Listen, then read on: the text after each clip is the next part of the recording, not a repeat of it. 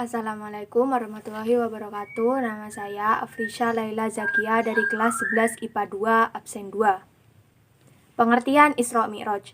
Isra Mi'raj terdiri dari dua kata, yakni Isra yang berarti perjalanan malam. Perjalanan malam ini yang dimaksud adalah perjalanan dari Masjidil Haram ke Masjidil Aqsa. Dan yang kedua yakni Mi'raj, yang berarti perjalanan naik ke langit. Peristiwa Isra Mi'raj merupakan peristiwa yang amat penting bagi umat muslim, karena pada peristiwa tersebut terdapat perintah untuk menunaikan sholat wajib bagi umat muslim. Isra Mi'raj terjadi pada tanggal 27 Rajab tahun 621 Masehi, yakni 3 tahun sebelum tahun Hijriah.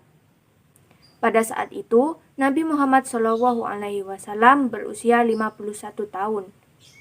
Peristiwa Isra Mi'raj terjadi selepas tengah malam hingga sebelum waktu subuh Mekah.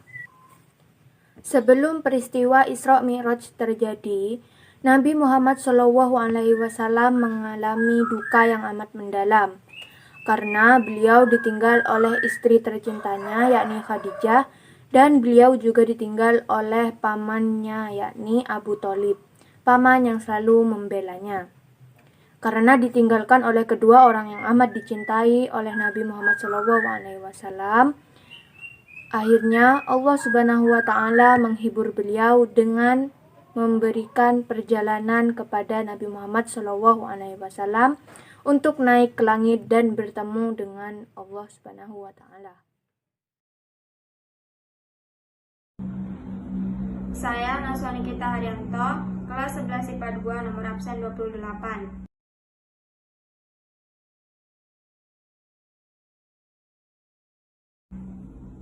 Di sini saya akan menceritakan awal perjalanan Isra Mi'raj Nabi Muhammad.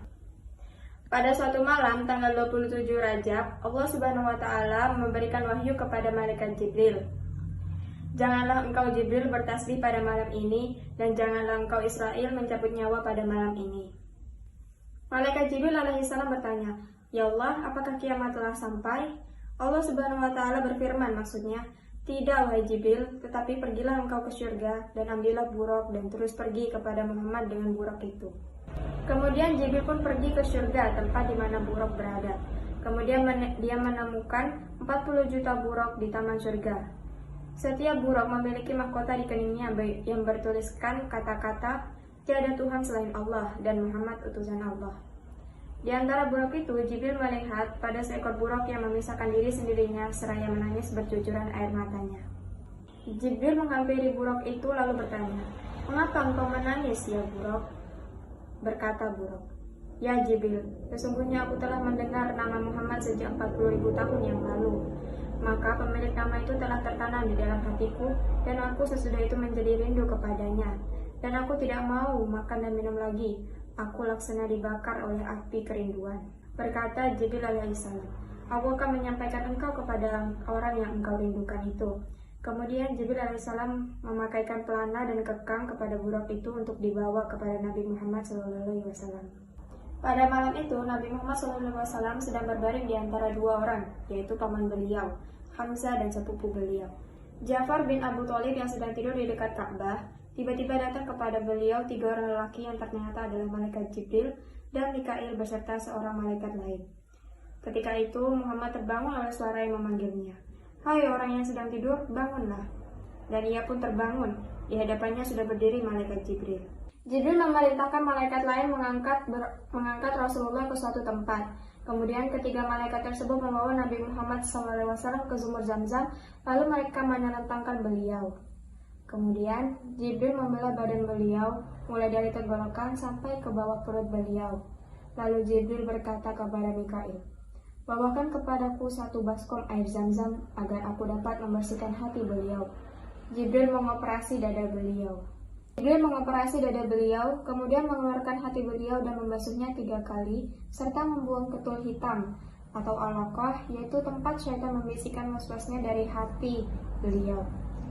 Kemudian mereka meletakkan kembali di tempat asal. Mikail 3 kali membawakan baskom berisi air Zamzam kepada Jibril. Kemudian didatangkan sebuah baskom emas yang penuh dengan hikmah dan keimanan dan dituangkan habis ke dada Nabi Muhammad SAW. Dan dada beliau dipenuhi dengan kesabaran, ilmu, keyakinan, dan keislaman. Kemuliaan ditutup kembali dan di antara kedua belikat beliau distempel dengan stempel kenabian. Semua proses itu tidak menimbulkan sakit sedikit pun kepada Nabi. Setelah selesai, Nabi diminta agar berwudu. Masjidil Haram tempat awal perjalanan. Kemudian didatangkan seekor buruk yang telah diberi pelana dan kendali. Buruk itu adalah binatang yang putih, panjang, lebih besar dari keledai tetapi lebih kecil dari bagal. Bagal adalah hewan peranakan dari kuda dan keledai. Buruk memiliki 4 kaki. Buruk ini dapat meloncat sejauh batas pandangannya. Kedua telinganya selalu bergerak. Jika menaiki gunung, kedua kaki belakangnya memanjang, dan jika menuruni jurang, kedua kaki di depannya memanjang. Dia mempunyai 2 sayap pada kedua pahanya yang dapat membantu dan memperkuat kecepatannya. Ketika Nabi Muhammad SAW mula-mula hendak menunggang buruk bertingkah liar sehingga menyulitkan Nabi Muhammad SAW untuk menaikinya. Kemudian Jibril meletakkan tangannya pada leher buruk seraya berkata, "Adakah engkau tidak malu, wahai buruk? Demi Allah, tidak ada seorang makhluk pun yang menaikimu yang lebih mulia menurut Allah daripada beliau." Maka malulah si buruk, lalu berbaring dan tenang sehingga Nabi Muhammad SAW dapat menaikinya. Assalamualaikum warahmatullahi wabarakatuh. Perkenalkan, nama saya Dela Adelia dari kelas 11 IPA 2 absen 7.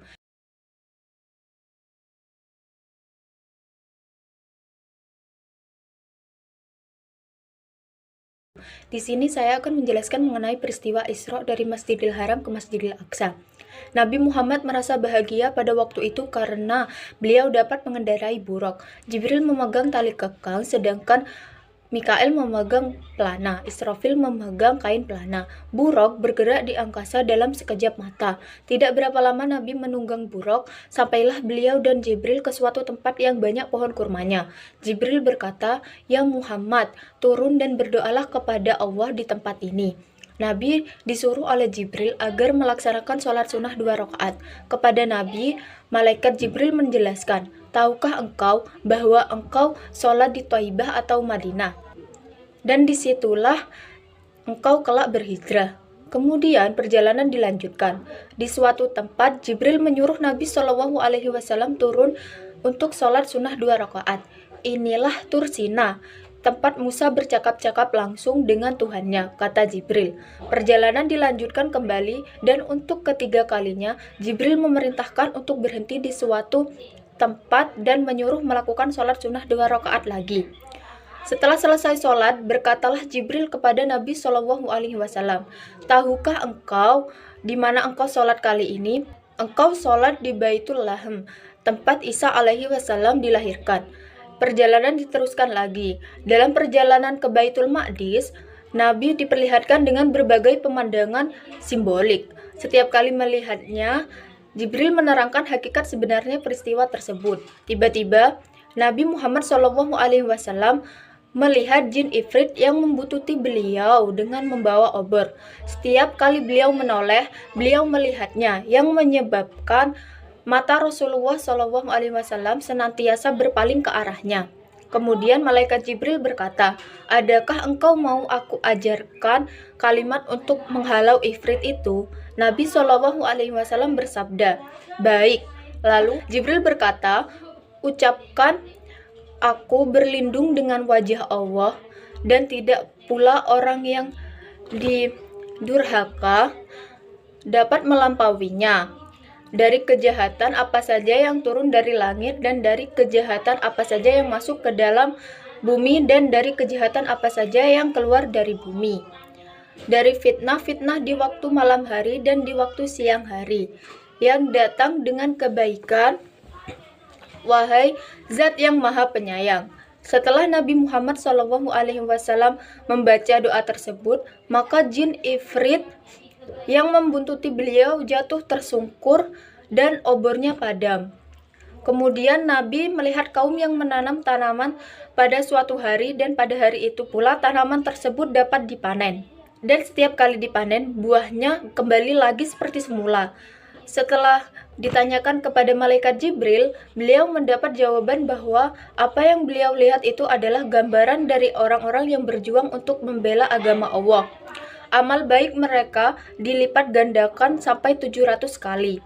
Nabi Muhammad SAW mencium bau harum. Setelah ditanyakan kepada malaikat Jibril tentang bau apakah yang tercium oleh Nabi Muhammad SAW tersebut, beliau mendapat jawaban bahwa bau tersebut adalah bau dari Mashtitah beserta suami dan kedua anaknya yang dibunuh oleh Raja Fir'aun dari Mesir yang mereka mengaku sebagai Tuhan. Nabi Muhammad SAW melihat kaum yang membentur-benturkan kepala mereka pada batu sehingga kepala mereka pecah. Dan setiap kali kepala mereka pecah, maka pulih kembali. Lalu mereka benturkan kembali. Pekerjaan tersebut mereka lakukan terus-menerus tanpa berhenti. Nabi Muhammad SAW mendapat jawaban dari malaikat Jibril atas pertanyaan beliau, bahwa perbuatan tersebut adalah gambaran dari siksaan yang diberikan di hari kiamat kepada orang-orang yang malas melakukan sholat wajib dan sering mengakhirkan waktunya. Nabi Muhammad SAW melihat kaum yang pergi berombongan seperti kawanan unta dan kambing yang pergi ke tempat penggembalaan dalam keadaan telanjang. Hanya kemaluan dan dubur mereka saja yang tertutup dengan secari kain. Mereka makan kayu berduri yang sangat busuk baunya, atau kayu delari, buah zakum, atau buah tetumbuhan yang sangat pahit, dan bara serta batu-batu dari neraka jahanam. Malaikat Jibril menerangkan bahwa kaum tersebut adalah gambaran dari umat Nabi Muhammad SAW yang tidak mau membayar zakat, baik zakat wajib maupun zakat sunnah. Allah Subhanahu wa Ta'ala sama sekali tidak menganiaya mereka, tetapi merekalah yang menganiaya diri mereka sendiri.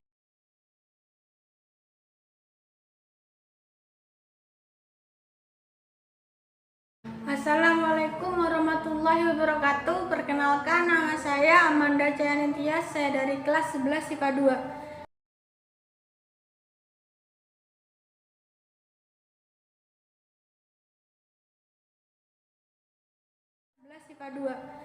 Di sini saya akan menjelaskan atau melanjutkan peristiwa Isra dari Masjidil Haram ke Masjidil Aqsa.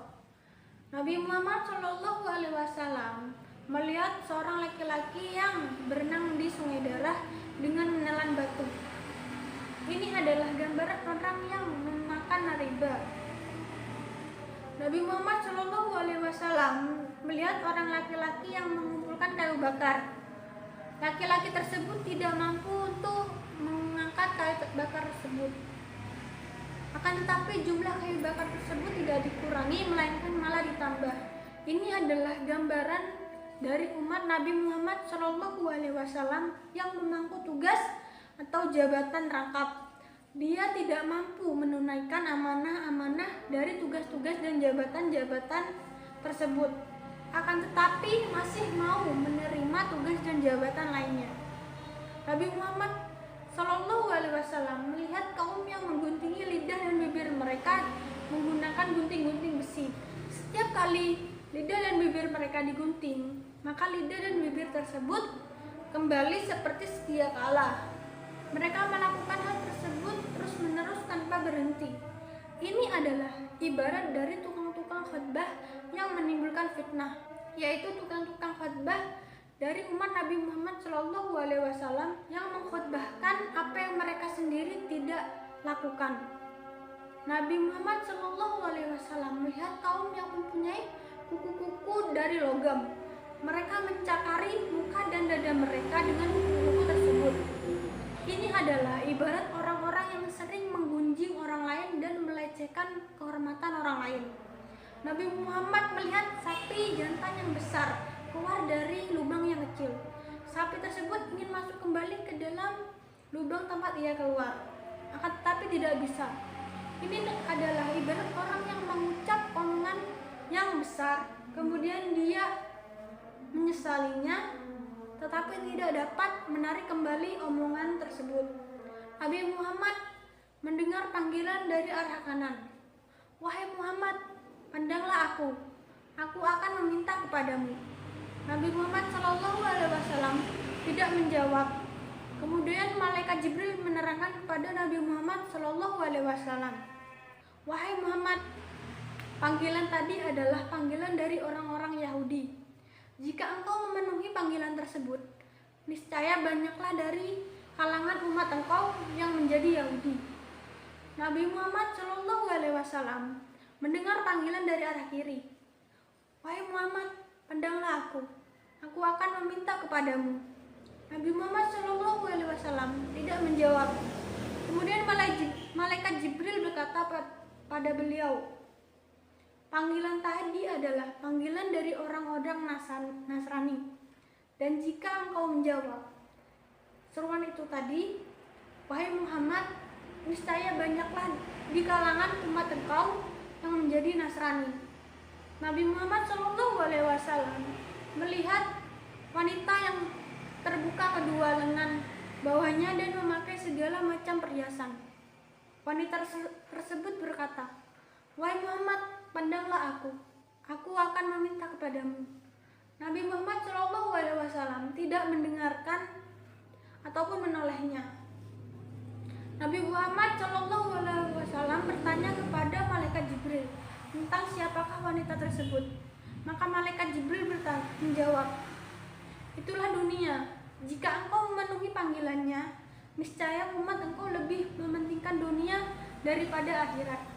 Nabi Muhammad SAW bertemu dengan orang tua yang mengajak beliau untuk menyimpang dari jalan yang akan dilaluinya sambil berkata, "Kemari Muhammad."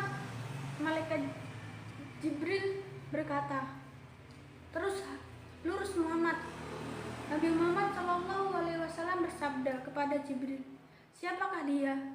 Jibril menjawab, "Dia adalah iblis, musuh Allah, yang menginginkan agar engkau cenderung kepadanya." Nabi Muhammad bertemu dengan seorang wanita tua di pinggir jalan, memanggil dia, "Wahai Muhammad, pandanglah aku. Aku akan meminta kepadamu." Malaikat Jibril berkata bahwa wanita tua itu adalah gambaran dari umur dunia yang tidak lagi tersisa, kecuali seperti sisa umur dari wanita tua tersebut. Setelah menyaksikan berbagai pemandangan simbiolik itu, akhirnya sampailah mereka di Baitul Maqdis.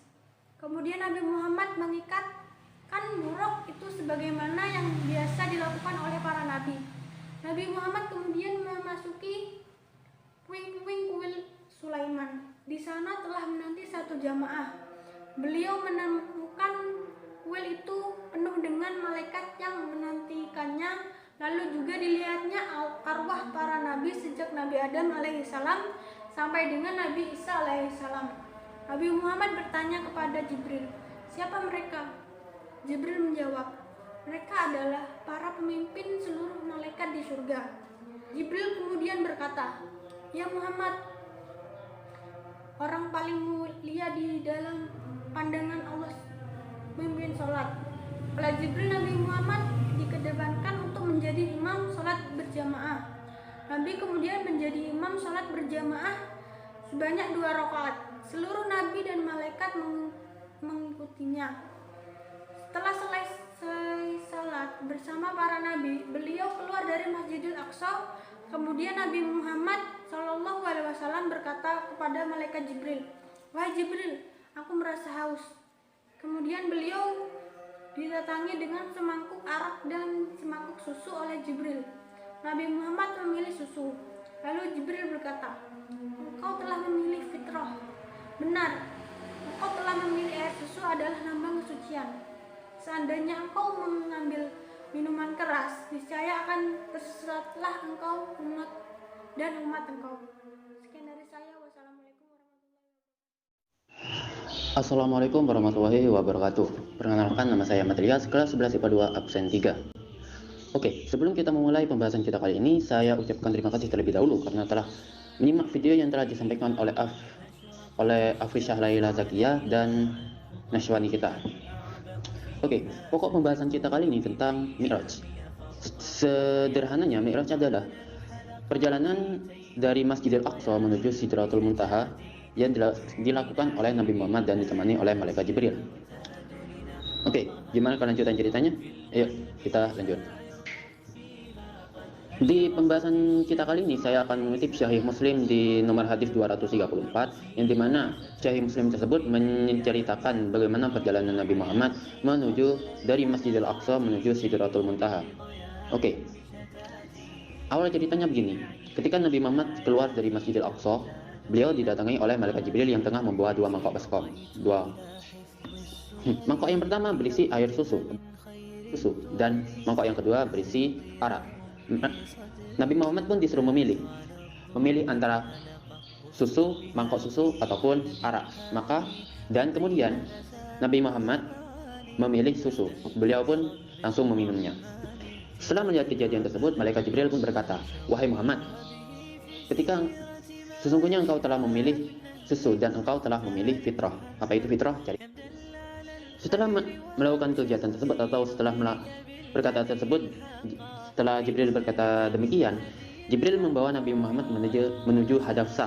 Apa itu Hadafsah? Hadafsah adalah pintu langit dunia. Pintu langit dunia ini dijaga oleh malaikat. Malaikat ini namanya Ismail. Dan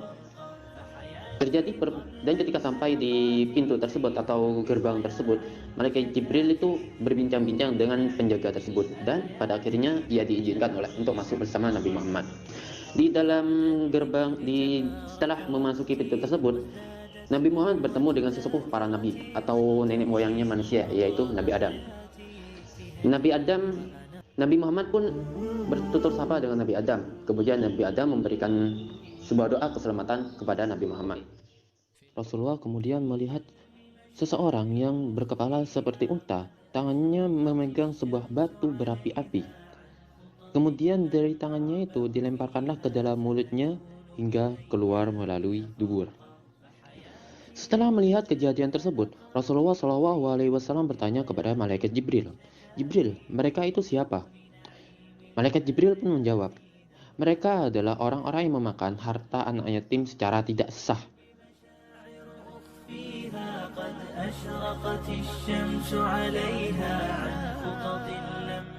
Kemudian Rasulullah SAW melihat orang-orang dengan perut yang sangat besar. Jalan mereka seperti unta yang terkena penyakit di kepalanya. Dan ketika mereka memasuki api, mereka akan diinjak-injak seolah-olah mereka tidak dapat beranjak ataupun pergi dari tempat kejadian tersebut. "Wahai Jibril, mereka itu siapa?" tanya Nabi Muhammad kepada malaikat Jibril. Malaikat Jibril pun menjawab, "Mereka adalah orang-orang yang senang sekali melakukan riba atau tukang-tukang riba."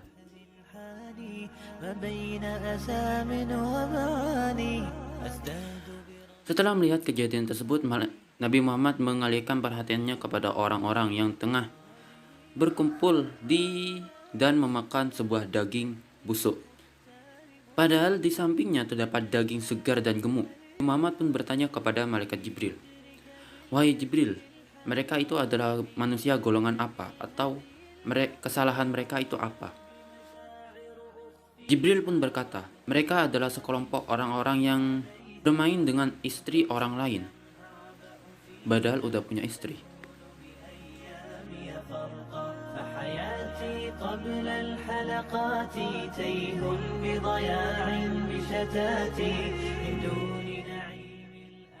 Di tempat lainnya, Nabi Muhammad SAW melihat sekelompok wanita yang dimana buah dada mereka ditancapkan kepada sebuah tiang atau kepada sebuah kail, dan di bawah mereka terdapat kobaran api yang sangatlah menyala-nyala.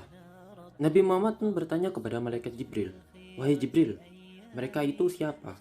Apa dosa mereka?" Malaikat Jibril pun menjawab, "Mereka adalah sekelompok wanita-wanita yang memasukkan pria lain ke dalam keluarganya. Atau bisa dibilang lebih gampangnya adalah mereka seorang pelacur."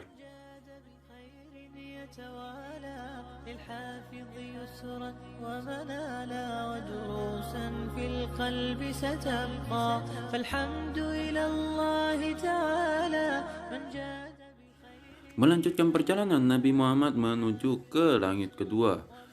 Sesampainya di gerbang langit kedua, Terdapat sebuah registrasi yang seperti biasa di langit pertama atau sama dengan langit pertama. Di langit kedua, Nabi Muhammad bertemu dengan Nabi Isa dan Nabi Yahya. Nabi Muhammad pun memberikan salam kepada mereka, dan keduanya pun membalas. Dan kedua nabi tersebut, yaitu Nabi Isa dan Nabi Yahya, memberikan nubuah kepada Nabi Muhammad.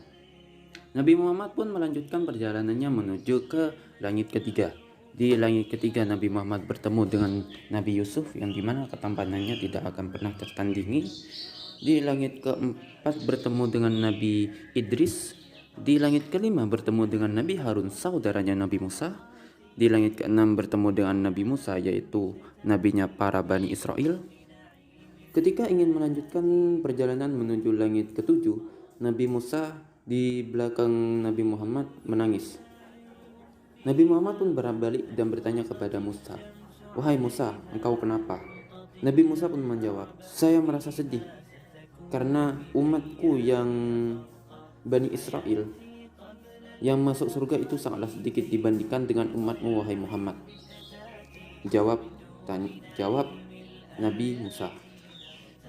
Nabi Muhammad pun pergi ke langit ketujuh, dan di langit ketujuh beliau bertemu dengan seseorang yang sangatlah mirip dengan dirinya. Beliau pun bertanya kepada malaikat Jibril, "Dia itu siapa?" Malaikat Jibril pun menjawab bahwa sebenarnya dia adalah bapak para nabi, yaitu Ibrahim. Cukup sampai di sini saja yang ingin saya sampaikan, dan untuk kebelakangnya akan disampaikan oleh Bagas Afriansyah dan Afrisha Laila Zakia. Mohon maaf bila ada kesalahan dalam kata dan tutur kata, mohon maaf sebesar-besarnya. Saya Ahmad Ilyas, dan saya ucapkan mundur diri, dan panggung akan diambil alih oleh teman saya. Wassalam. Melanjutkan perjalanan di langit ketujuh. Kemudian Jibril membawa Nabi Muhammad SAW meneruskan perjalanan naik ke Sidratul Muntaha. Sidratul Muntaha ditutup dengan warna yang tidak diketahui oleh Nabi Muhammad SAW. Di situ ada sebuah pohon yang daunnya seperti telinga gajah dan buahnya sebesar tempayan. Di Sidratul Muntaha ini, Nabi Muhammad SAW dapat melihat rupa malaikat Jibril yang asli kedua kalinya, setelah sebelumnya melihat rupa Jibril yang asli ketika menerima wahyu yang pertama di Gua Hiro. Jibril berkata, "Inilah Sidratul Muntaha. Di situ juga ada 4 sungai, 2 sungai di dalam gua dan 2 sungai lagi di luar." Nabi bertanya, "2 sungai apakah ini, wahai Jibril?" Dia menjawab, "Adapun 2 yang di dalam itu adalah sungai di surga, sedangkan 2 yang nampak jelas ini adalah sungai Nil dan Furat." Nabi SAW melihat pemandangan yang sangat indah. Tidak seorang pun dapat melukiskan keindahannya. Nabi SAW telah melihat sebagian dari tanda kebesaran Allah Subhanahu wa Ta'ala. Di Sidratul Muntaha ini terdengarlah suara yang berseru kepada beliau, "Wahai Muhammad SAW, masuklah." Nabi Muhammad SAW kemudian diangkat melewati Sidratul Muntaha dan ditutupi awan. Jibril tertinggal. Kisah Isra Mi'raj Nabi Muhammad SAW. Nabi Muhammad SAW berseru kepada Jibril, "Ikutlah bersamaku."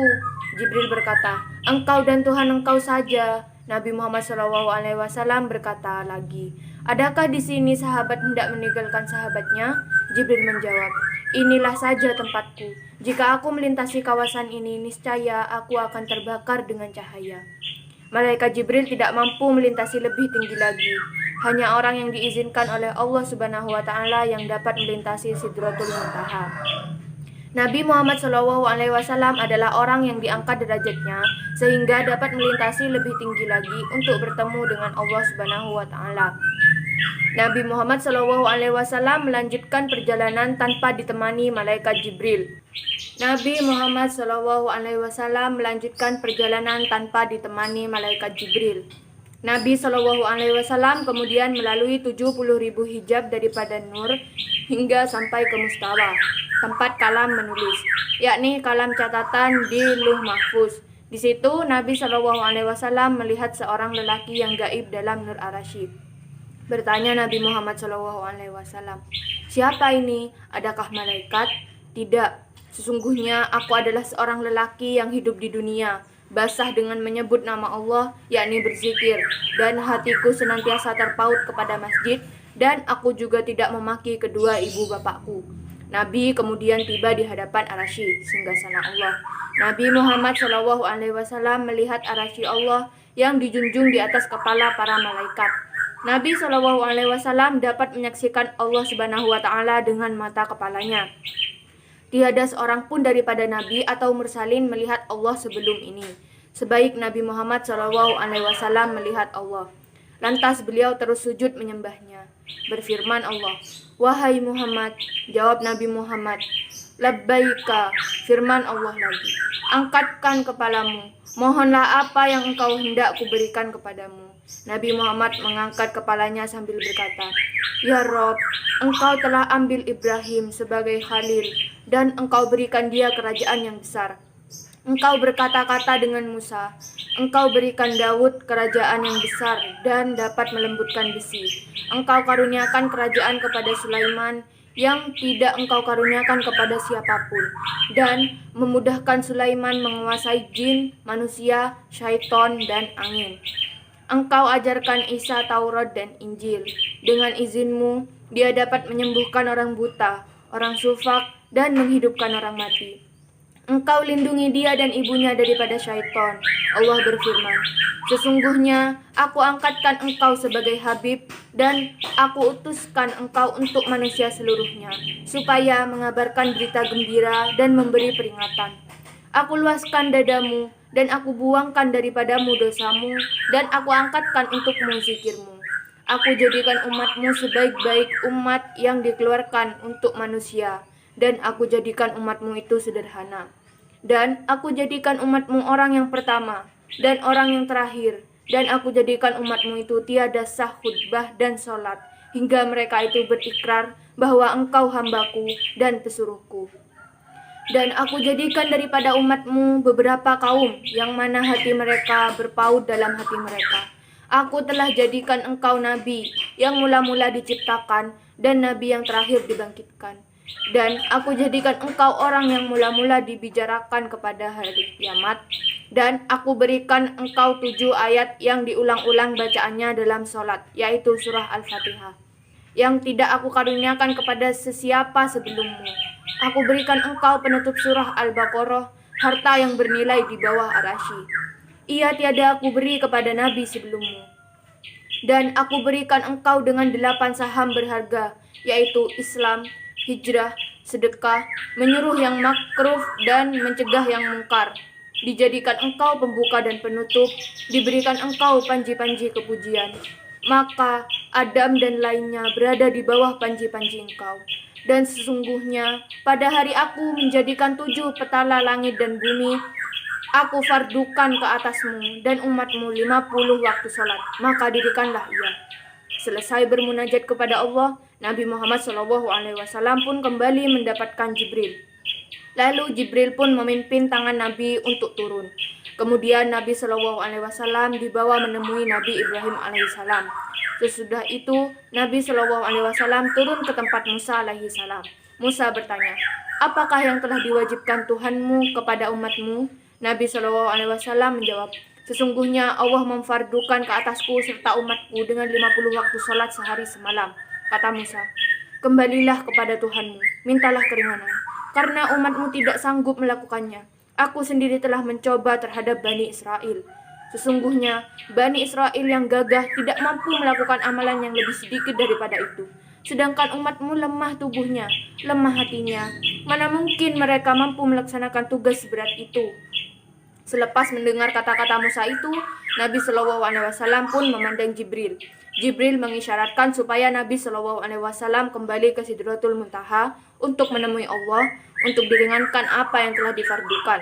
Nabi SAW kemudian kembali kepada Allah, lalu beliau sujud kepada Allah dengan berkata, wahai Tuhanku, ringankan terhadap umatku apa yang diperintahkanmu. Sesungguhnya umatku adalah terlalu daif. Firman Allah, Sesungguhnya telah kukurangkan untuk umatmu itu 5 waktu sholat. Sholat yang tadinya diwajibkan 50 kali sehari itu dikurangi menjadi 45 kali saja. Nabi Muhammad SAW kemudian kembali menemui Nabi Musa. Nabi Muhammad SAW berkata kepada Musa alaihissalam, "Sesungguhnya Allah sudah mengurangkan untukku 5 waktu sholat." Kata Musa, "Umatmu tidak sanggup menunaikannya. Karena itu kembalilah kepada Tuhanmu, mintalah keringanan." Nabi kemudian berulang-ulang pulang pergi antara Tuhan dengan Musa, sehingga akhirnya Allah berfirman, "Wahai Muhammad, sesungguhnya aku fardukan hanya 5 waktu sehari semalam. Setiap salat fardu diganjarkan dengan 10 ganjaran. Oleh yang demikian, berarti 5 waktu salat fardu sama dengan 50 salat fardu. Begitu juga siapa yang berniat untuk melakukan kebaikan tetapi tidak melakukannya, niscaya akan dicatat baginya 1 kebaikan. Jika dia melaksanakannya, maka dicatat 10 kebaikan baginya. Sebaliknya, siapa yang berniat melakukan kejahatan tetapi tidak melakukannya, niscaya tidak sesuatu pun dicatat baginya. Seandainya dia melakukannya, maka dicatat sebagai 1 kejahatan baginya." Setelah mendapatkan keringanan dari Allah Subhanahu wa taala, lalu Nabi kembali ke tempat Musa dan diceritakan kepadanya apa yang telah difirmankan Tuhan itu. Berkata Musa, "Kembalilah kamu kepada Tuhanmu, wahai Muhammad. Mohonlah keringanan sekali lagi, dan sesungguhnya umatmu tiada kuasa untuk melaksanakannya." Jawab Nabi Muhammad, "Sesungguhnya aku telah berulang kali kepada Tuhanku, beberapa kali hingga aku merasa malu terhadap Tuhanku, dan tetap aku melaksanakan perintahnya." Tatkala itu terdengar seruan, "Telah aku laksanakan yang aku fardukan dan aku ringankan untuk hambaku." Berkata Musa, "Turunlah engkau wahai Muhammad dengan nama Allah." Apabila sampai di langit dunia, tiba-tiba Rasulullah melihat debu dan asap serta terdengar suara berisik. Bertanyalah Nabi Muhammad SAW kepada Jibril, "Ada apa gerangan?" Menurut Jibril, itulah syaitan yang menutup mata manusia, hingga mereka tidak mampu berpikir apa yang ada dalam alam malaikat, langit, dan bumi. Dan jika tidak dilakukan begitu, niscaya manusia dapat melihat keajaiban-keajaibannya. Nabi SAW kembali dengan tangga itu ke bumi. Nabi SAW dan Jibril sampai ke Baitul Maqdis. Buraq pun dilepaskan dari ikatannya. Dengan buraq itu, Nabi SAW kembali ke Mekah pada malam yang sama. Dalam perjalanan itu, Nabi melintasi beberapa unta milik Quraisy yang datang dari Syam. Di antaranya ada seekor unta yang mempunyai 2 karung di atas badannya. Karung itu berwarna putih dan hitam. Ketika Nabi SAW kebetulan menuju ke arahnya, terkejutlah unta tersebut dan lari berkeliling-keliling hingga salah seekor daripadanya patah kaki, jatuh lalu ditinggalkan di situ oleh pemiliknya. Dalam perjalanan itu juga terlihat oleh Nabi SAW sekelompok unta dan salah seekor daripadanya tersesat. Nabi SAW kemudian menuntunnya sehingga kembali dalam kelompoknya. Nabi SAW pun memberi salam kepada mereka dan mereka mengenali suara Rasulullah. Tetapi juga ada yang tidak percaya. Kemudian Nabi mengambil mangkuk berisi air dan meminumnya. Pada waktu Nabi SAW akan berpisah dengan Jibril pada subuh, suatu tempat di pinggir kota Mekah, Nabi Muhammad SAW bersabda, "Ya Jibril, kaumku akan mendustakan aku." Jibril menjawab, "Abu Bakar akan membenarkan engkau dan dialah Asy-Siddiq." Setelah Nabi SAW turun dari buraq, maka terangkatlah buraq ke langit terus ke surga. Assalamualaikum warahmatullahi wabarakatuh. Perkenalkan, nama saya Abraham Bagas Adiansyah. Saya dari kelas 11 IPA 2. Saya ingin menjelaskan tentang setelah Isra Mi'raj. Isra Mi'raj, Nabi Muhammad SAW baru saja kembali dari perjalanan Isra Mi'raj. Orang yang ditemui pertama kali oleh Nabi SAW adalah Ummu Hani. Pada waktu itu, sebelum fajar, Nabi SAW membangunkannya sesudah melakukan salat bersama-sama. Beliau berkata, "Wahai Ummu Hani, sesungguhnya aku telah salat Isya akhir di lembah ini setelah yang engkau kemudian yang mendekatkan salat subuh bersama kalian sekarang seperti yang kalian lihat." Nabi Muhammad SAW bercerita tentang pengalamannya selama Isra Mi'raj, Ummu Hani mendengarkan dengan seksama. Meskipun cerita yang didengar sama sekali di luar logika, Ummu Hani tetap berkata, "Aku percaya akan ceritamu, wahai Muhammad. Tapi setelah ini, apa yang hendak kau lakukan? Aku akan menceritakan pada Abu Jahal dan pada semua penduduk Makkah." Jawab Nabi Muhammad SAW, "Wahai Nabi Allah, jangan ceritakan peristiwa ini kepada manusia, sebab nanti mereka mendustakanmu dengan menyakitimu." Kata Ummu Hani, Nabi SAW bersabda, "Demi Allah, aku pasti menceritakan peristiwa ini kepada mereka." Makna Isra Mi'raj Nabi Muhammad SAW. Secara garis besar dari cerita Isra Mi'raj Nabi Muhammad SAW, Nabi Muhammad melakukan perjalanan malam dengan Jibril sambil menunggangi buruk. Beliau pergi ke Masjidil Aqsa dan melakukan kegiatan ritual di tempat tersebut. Kemudian naik ke langit ketujuh dan sampailah di Sidratul Muntaha. Di Sidratul Muntaha, Rasulullah bisa mendengar apa yang diperintahkan oleh Tuhannya berupa wahyu untuk menjalankan salat 5 kali setiap hari.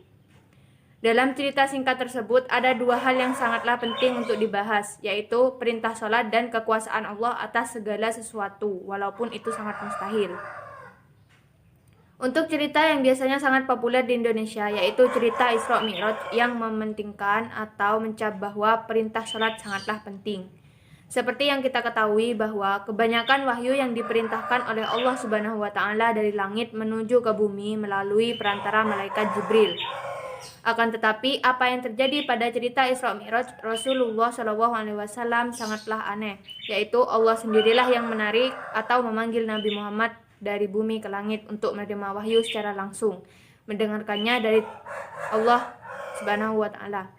Ini membuktikan bahwa ibadah sholat sangatlah istimewa, sampai-sampai perlu disampaikan langsung kepada Rasulullah. Ada sebuah hadis yang menyampaikan bahwa pahala setelah mengerjakan ibadah sholat, pahalanya dilipat gandakan menjadi 10 kali lipat. Dan inilah yang menyebabkan istimewanya ibadah sholat bagi umat muslim. Makna lain dari perjalanan Isra Mi'raj Nabi Muhammad adalah diperlihatkannya kekuasaan Allah Subhanahu wa taala kepada Rasulullah SAW. Ini membuktikan bahwa Nabi bukan hanya sekedar menerima perintah salat dari Allah, akan tetapi juga dapat melihat kekuasaan Tuhan, mukjizat dan keajaiban-keajaiban yang terjadi selama perjalanan Isra Mi'raj. Seperti malaikat yang setengah dari tubuhnya adalah api dan setengahnya lagi adalah es. Ini menyiratkan bahwa Allah dapat melakukan apapun meskipun itu bertentangan dengan logika makhluk Allah Subhanahu wa taala, yakni Isra berasal dari kata Asra Yusri yang berarti perjalanan di waktu malam, sedangkan Isra berasal dari kata Araja Yaruju yang berarti naik. Dapat diartikan bahwa istilah Isra adalah perjalanan Nabi Muhammad SAW pada suatu malam dan waktu yang relatif singkat dari Masjidil Haram ke Masjidil Aqsa. Sedangkan Mi'raj diartikan sebagai perjalanan Rasulullah naik ke Masjidil Aqsa ke Sidratul Muntaha.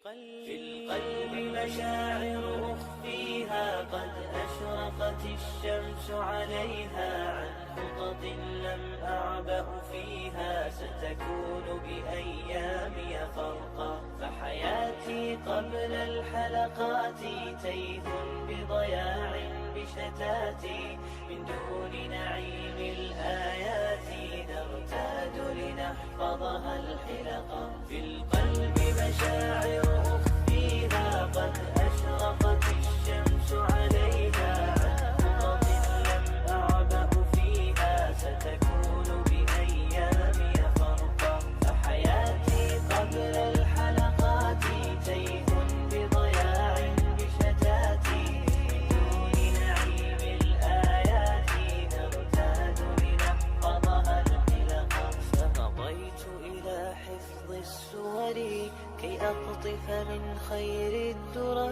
فالآي ضياء في صدري يزداد